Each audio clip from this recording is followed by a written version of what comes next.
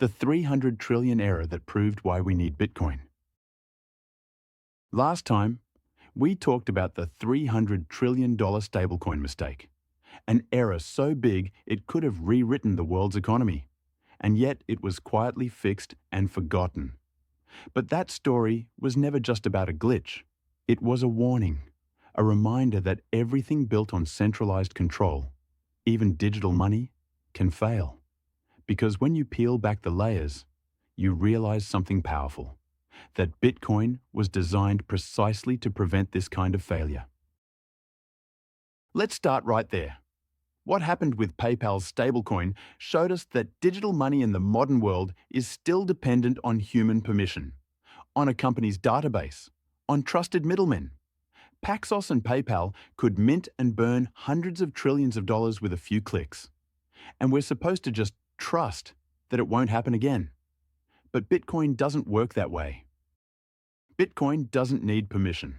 It doesn't rely on an internal database or a corporate API. There's no CEO who can accidentally mint more, because Bitcoin's supply is locked forever into code. 21 million coins. Not one more, not one less. No technical error can create more. No board of directors can vote to change it. And that fixed supply is the single greatest protection against monetary manipulation humanity has ever built. The PayPal glitch revealed that stablecoins, for all their convenience, are still just digital IOUs. They promise $1 per token. But the backing sits in bank accounts controlled by people, governments, regulations. And if those fail, the token fails. Bitcoin doesn't need backing. It is the backing. Its value comes from the network itself, from the energy, the proof of work, the math, the decentralization. It's not a promise. It's proof. Every stablecoin, every central bank digital currency, every fintech payment system still asks you to trust them. Bitcoin asks you to trust math, to trust open source code that anyone can verify, not hidden ledgers behind corporate firewalls. The difference sounds simple, but it changes everything. Because when Paxos accidentally minted $300 trillion, the blockchain didn't stop it. The system allowed it because that's what their private code told it to do. Bitcoin would never allow that. Every node across the world validates every transaction. Every Satoshi must come from a previous block. Every new coin must be mined according to the rules. If any node saw a violation, even one extra coin, it would reject it instantly. Consensus would break. The transaction would be invalid. That's the beauty of Bitcoin. There's no central mint button, no admin override. No one can say, oops, and create trillions, because Bitcoin isn't built on trust. It's built on verification. Let's talk about transparency. When Paxos made their mistake, they told the public it was an internal technical error, but they never published a full post-mortem. We don't know who pushed the button, what code failed, or how they fixed it. In Bitcoin, nothing is hidden. Every transaction since day one lives on the public ledger. Anyone in the world can audit the supply. You can check right now how many Bitcoin exist, exactly to the Satoshi. No stablecoin can say that. They can promise audits, they can promise transparency, but you'll never have the keys, never have the ledger yourself. Bitcoin gives you the ability to be your own auditor, your own bank, your own custodian. Let's compare control. With stablecoins, there's always a freeze function. The issuer can blacklist addresses, freeze tokens, reverse transactions, and they've done it before. Tether has frozen addresses. USDC has blacklisted wallets. Paxos can do the same. In other words, you don't really own your tokens. You just hold them until someone decides otherwise. Bitcoin has no freeze function, no blacklist. If you hold the private keys, you have absolute ownership. Nobody can stop a transaction once it's confirmed. Nobody can delete it, not even the miners. That's not a small difference. That's the line between freedom and permission, between property and privilege. The PayPal glitch also exposes another truth. When you build money on top of the existing banking system, you inherit its flaws. You inherit human error, centralization, and moral hazard. Bitcoin is separate from that world. It doesn't sit in banks. It doesn't depend on governments. It doesn't need collateral or redemption mechanisms. It simply exists, and that independence is what gives it strength. Think of it this way. The stablecoin world is like digital duct tape holding the old system together. Bitcoin is a new foundation entirely. It's not patching the old, it's replacing it. Now, let's talk about supply and inflation.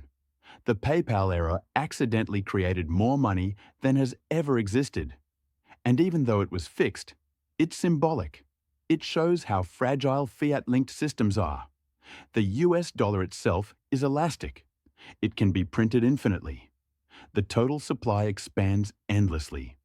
And so any token pegged to it inherits that inflation. But Bitcoin's supply curve is locked. It halves every 4 years. It gets harder to create, not easier, while fiat systems inflate. Bitcoin deflates. This is why Bitcoin is superior. It's incorruptible, immutable, unprintable. In the fiat world, inflation quietly erodes your purchasing power every year. In Bitcoin, no one can change the issuance schedule. It's hard-coded, mathematical, unstoppable.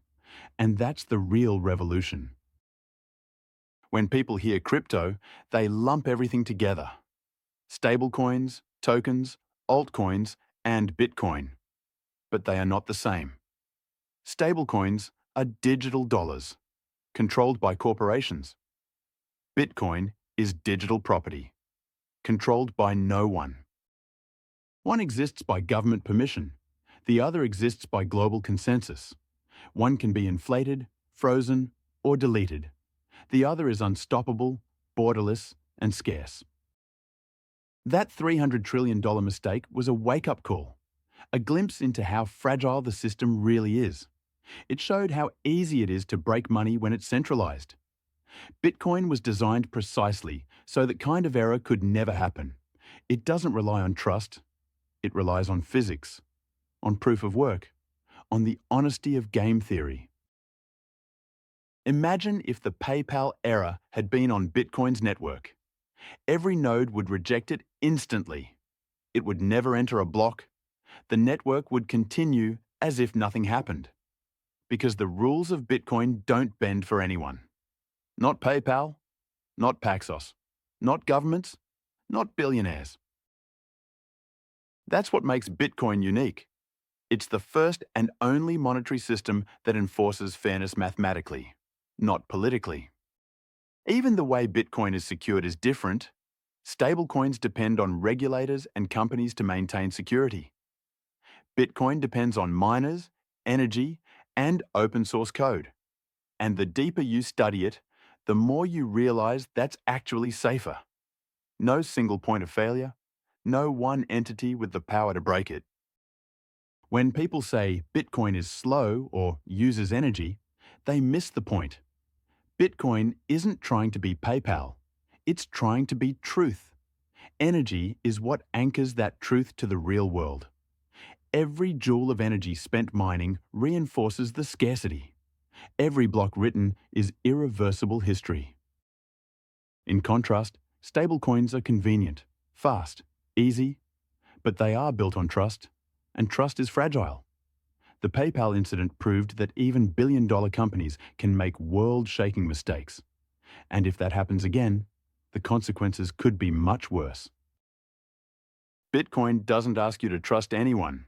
It asks you to verify everything. And that's what makes it superior. In a world of programmable money, mistakes are inevitable. But Bitcoin's design anticipates that. It doesn't rely on humans to be perfect. It relies on consensus and rules that can't be changed without global agreement. It's money immune to fat finger errors, immune to oops. And this is why the Bitcoin standard matters. Because when we build our financial future on centralized code, we inherit centralized failure. But when we build it on Bitcoin, we inherit resilience. Bitcoin isn't just digital currency, it's digital truth. And in a world where companies can accidentally create $300 trillion, truth is the scarcest asset of all. So next time you hear about a stablecoin or a fintech innovation promising safety and stability, remember the PayPal glitch. Remember how easily billions or trillions can appear and disappear. And remember that Bitcoin stands apart because it cannot be printed, it cannot be deleted, and it cannot be changed. Bitcoin doesn't have an undo button. It doesn't need one, because it's the first form of money that runs exactly as written, perfectly, predictably, forever. That's why governments fear it, why corporations can't control it, and why individuals who understand it never go back. So, when the next technical error hits, when the next centralized system slips, when people start asking how something like this could happen again, you'll already know the answer, because you understand the difference between money that's trusted and money that's verified. Bitcoin is verified, immutable, incorruptible. That's the real lesson of the $300 trillion era. Not that mistakes happen, but that we finally have a system where they can't destroy the foundation. And that system is Bitcoin.